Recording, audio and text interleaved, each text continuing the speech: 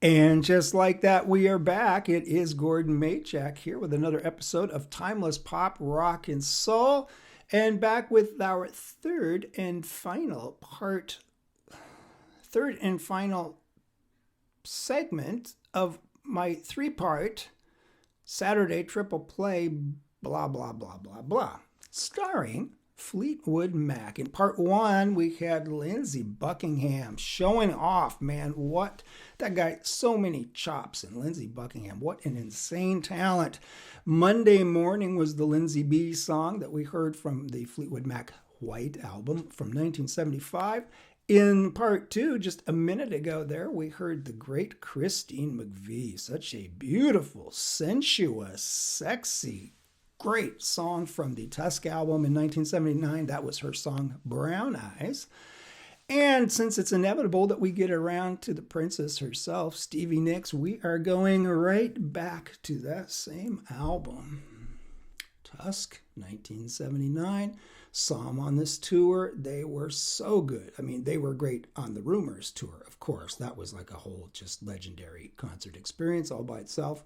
But they were still killing it a couple years later on this Tusk tour. So glad that I got to see them, and they did this song live. We are going to hear the first song on side 3 of the old 2-record set vinyl edition of Tusk, and that would be a Stevie Nicks song called Angel. You guys remember that one?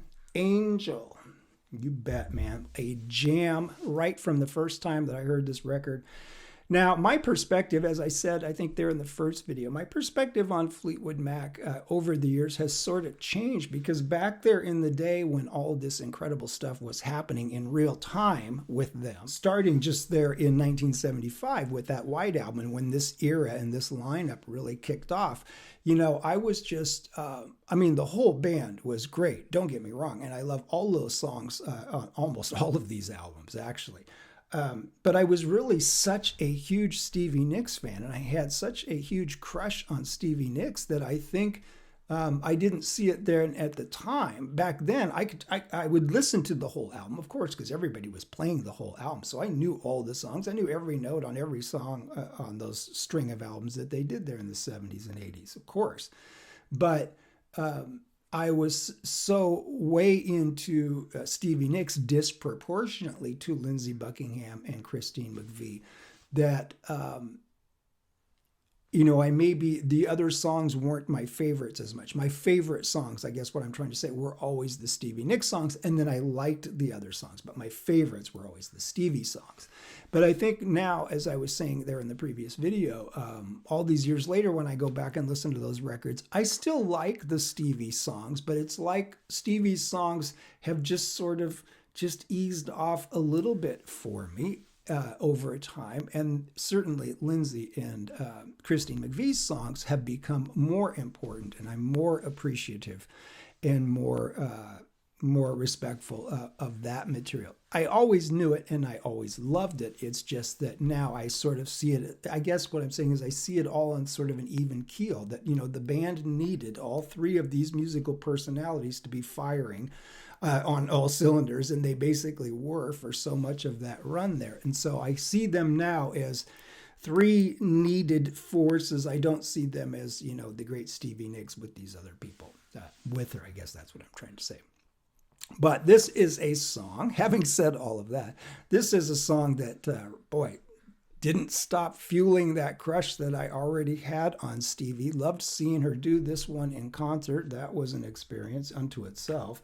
But even just from hearing it on the record there, you know, first song on that second album on side 3, and it was like, okay, here we go, man. Stevie's getting right back to it. She's just rocking another classic, and that's just on top of all the other great stuff that she already has on this album, like Sarah and Storms and Beautiful Child. And from 1979, it is Stevie Nicks and Fleetwood Mac and Angel.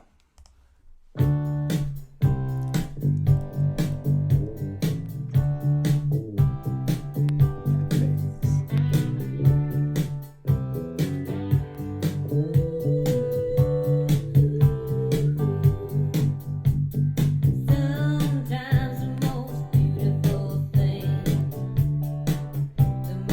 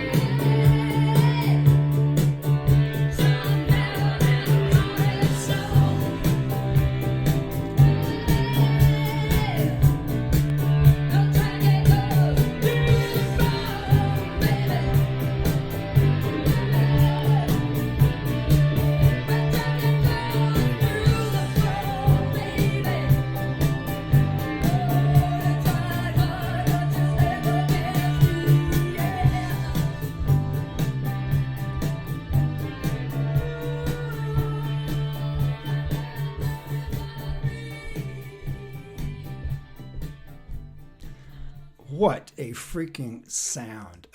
I mean, I have not really listened to Fleetwood Mac, recently. It's been a little while since I jammed on Fleetwood Mac. And I have to say, hearing these three songs in a row, it's just such an incredible dynamic sound. And it's like, to put this in perspective of these three songs, Monday Morning starting us off there in part one, and then Brown Eyes by Christine McVie, and then Stevie Nicks' song Angel here from the Tusk album as well.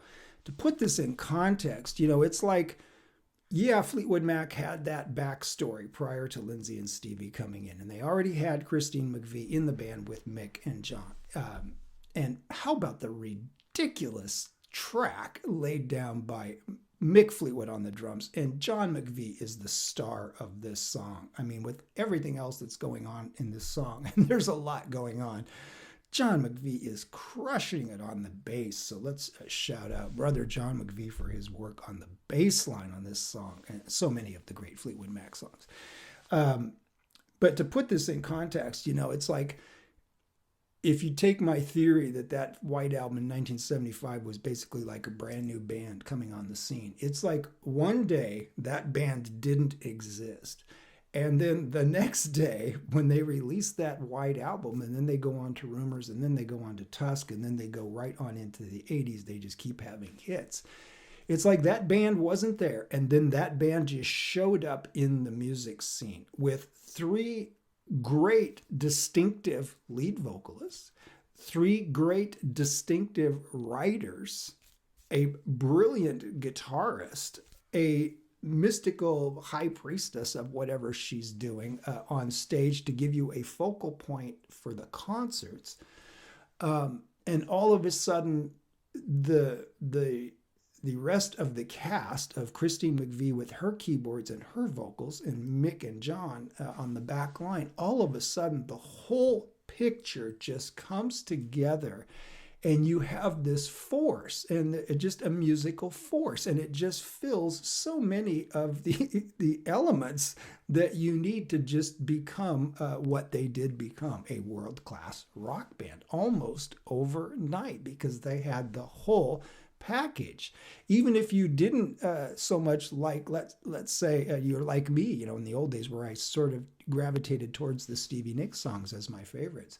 Even if you were like that, like me back then, there was still so much about the band to like that, or even if you preferred one of the others, even if you were more of a Lindsey Buckingham fan or more of a fan of the Christine McVie sound, didn't matter. There was so many things about the band to like, and they covered so many bases in terms of their musical presentation and their creative presentation.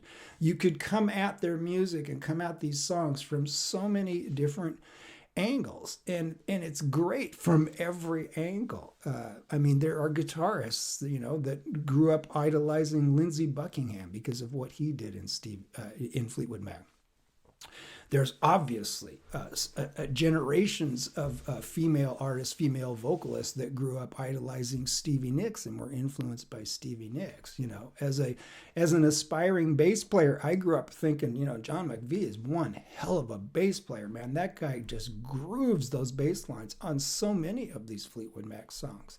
So there are all these angles that you can come at that classic Fleetwood Mac sound, and they're all good. They killed it on so many different levels, and easy to see how they created such a just unbelievable, iconic career in such a relatively short time there. Just amazing. Lindsey Buckingham, Stevie Nicks joining the core of Christine McVie, Mick Fleetwood, and John McVie. And what a quintet. Is that what that is? 5 is a quintet, right? Yeah. What a quintet. Holy cow. You get 3 great singers, 3 great writers. The instrumentation and the musical tracks are just freaking off the chart in feel. The production is out of the way, so natural and warm, just beautiful production on those classic era Fleetwood Mac albums. The songs, such unique sounds. I mean, they could just, come on. Fleetwood Mac, man, unbelievable. That was that Tusk era. after Lindsey Buckingham cut his hair off. Yeah, but here's where it really starts, man. Humble beginnings, because like I said, that album in 75 didn't just come out like a big splash. You know, it came out and nobody really paid much attention to it. Oh, another Fleetwood Mac record, and nobody really knew. Fleetwood Mac had a little bit of a track record and a back history, but nobody really knew Stevie Nicks and Lindsey Buckingham. They're basically newbies on the scene, right? They only had that one record, so not a lot of people knew them to begin with. And they toured, you know, their butts off to support that album because it was not just an immediate smash hit. And it started slow, but then once the radio started playing Over My Head, and then they hit Rhiannon, and that was it. It was a spaceship blasting off into outer space. And what a run for Fleetwood Mac. I'll have to come back, man. I'm telling you right now, I'm feeling some more Fleetwood Mac Saturday triple plays in our future because I could run through a whole bunch of triple plays with this band. What a great band. And yeah, as I say, all these years later, my perspective is sort of evened out. I see the group as a whole much better now and appreciate them much more as a whole and not just as a vehicle for my crush, Stevie Nicks. Yeah, I sort of got over my crush for Stevie, I think. Yeah, it's probably best that we didn't get married. I told my first wife, honey, I'll always be true to you, but if I ever get a shot with Stevie Nicks, I'm taking the shot. Never got a shot. It's probably for the best, though. I think for her and for me. Jeez, can you imagine being married to Stevie Nicks? I love the music, but that would not be a job I would want to take on. See you guys in the next one. How about Fleetwood Mac, huh? Let's give it up for Fleetwood Mac. That's some history right there on those records. See you guys in the next one.